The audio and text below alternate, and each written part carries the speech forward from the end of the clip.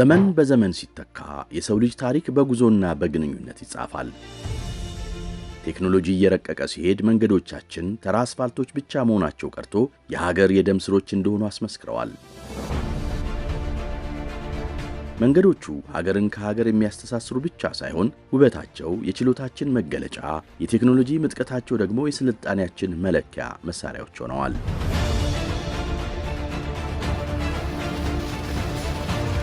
በጥንት ስሙ አውራ ጎዳና ዛሬ ደግሞ የኢትዮጵያ መንገዶች አስተዳደር ሲባል በእያንዳንዱ ኢትዮጵያዊ አእምሮ ውስጥ የሚመጣው አንድ እውነት አለ።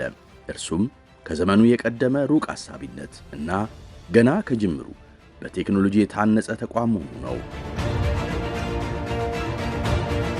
ይህ ተቋም ከተመሠረተበት ጊዜ አንስቶ የሀገሪቱ የኢኮኖሚና የማኅበራዊ ሕይወት ትርታ በመሆን እንደ ልብ አገልግሏል፣ እያገለገለም ነው።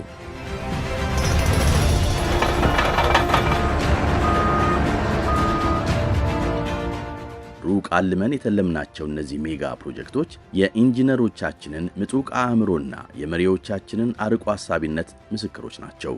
ከከተማ እስከ ገጠር፣ ከቀዝቃዛው ደጋ እስከ እሳታማው ቆላ፣ ከፍ ካሉ ተራሮች እስከ ዝቅተኛ ሜዳዎች፣ ከወንዝ እስከ በረሃ መንገዶቻችን ሲዘረጉ በጥልቅ ጥናት ተጀምረው በታማኝ ሳይንሳዊ ትንተናዎች ላይ ተመስርተው ነው። በግንባታ ዕቅዶች ላይ ተማምነን በቴክኖሎጂ ከፍታ የማይታሰቡ የሚመስሉትን ፈታኝ ሥራዎች ሰርተን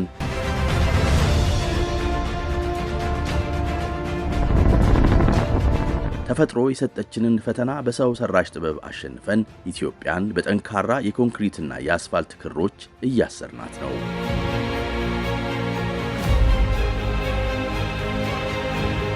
በኢትዮጵያ የመንገድ ታሪክ ውስጥ ቀደምት የቴክኖሎጂ ፈርቀዳጅ እንደነበርን ሁሉ ዛሬም በዲጂታሉ ዘመን ሀገርን ከወደፊቱ ጋር ለማገናኘት ከፊት ነን።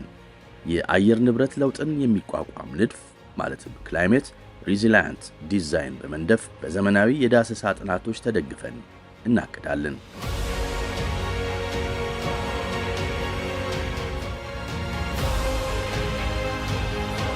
መንገድ ዝም ብሎ መሄጃ አይደለም።